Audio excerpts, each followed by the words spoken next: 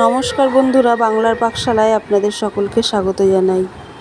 আজকে আমি খুব সহজ একটা ঘরোয়া রেসিপি নিয়ে আপনাদের সামনে হাজির হয়েছি।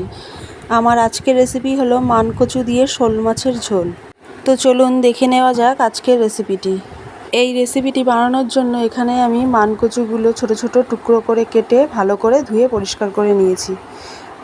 এখন মানকচুগুলোকে সেদ্ধ করার জন্য পরিমাণ মতো জল আর হাফ চামচ নুন দিয়ে মানকচুগুলোকে ভালো করে সেদ্ধ করে নেব। এদিকে মানকচুগুলো সেদ্ধ হতে থাক, অন্যদিকে এই তরকারিতে দেওয়ার জন্য একটা মশলা তৈরি করে নেব। তার জন্য এখানে আমি 1 চামচ মতো জিরে আর 5টা কাঁচা পাকা লঙ্কা দিয়ে একটা মশলার পেস্ট করে নেব। এখন মানকচুগুলো ভালোভাবে সেদ্ধ হয়ে গেছে। আর এখানে আমি 5 পিস মতো শোল মাছ নিয়েছি, আর এই শোল মাছগুলোকে ভালো করে ধুয়ে নুন হলুদ মাখিয়ে নিয়েছি। এখন একটা কড়াইয়ে 1 চামচ জিরে দিয়ে জিরেগুলো হালকা করে ভেজে অন্য একটি পাত্রে তুলে নিয়ে মশলাটা যখন ঠান্ডা হয়ে যাবে তখন মশলাটাকে গুঁড়ো করে নেব। এখন রান্নাটা শুরু করার জন্য কড়াইয়ে পরিমাণ মতো সর্ষের তেল দিয়ে দেবো। সর্ষের তেলটা ভালোভাবে গরম হয়ে এলে ওই তেলের মধ্যে একে একে শোল মাছগুলোকে ছেড়ে দেবো আর মাছগুলোকে উল্টে পাল্টে ভালো করে ভেজে নেব।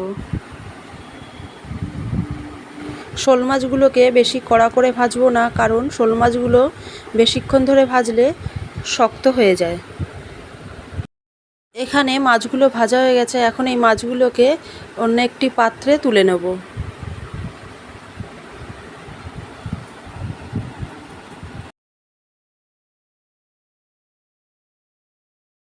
এখন ওই একই মাছ ভাজা তেলের মধ্যে সেদ্ধ করে রাখা মানকচুগুলোকে দিয়ে একটু হালকা লাল করে ভেজে অন্য একটি পাত্রে তুলে নেব।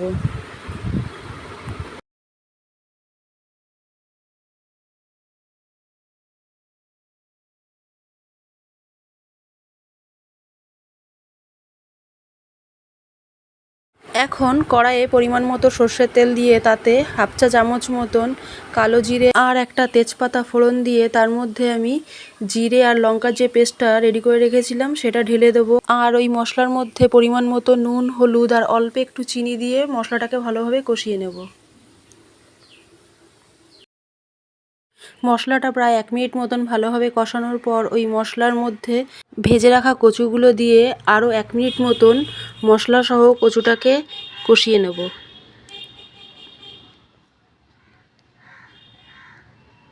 কচুগুলো এখন ভালোভাবে কষানো হয়ে গেছে, এখন এই কচুর মধ্যেই পরিমাণ মতন জল দিয়ে দেবো।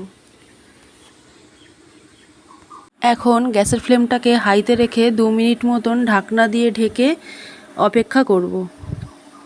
2 মিনিট পর ঢাকনাটা খুলে একটা খুন্তির সাহায্যে তরকারিটাকে একটু ভালোভাবে নাড়িয়ে নিয়ে ভেজে রাখা মাছগুলোকে তরকারির মধ্যে দিয়ে দেবো।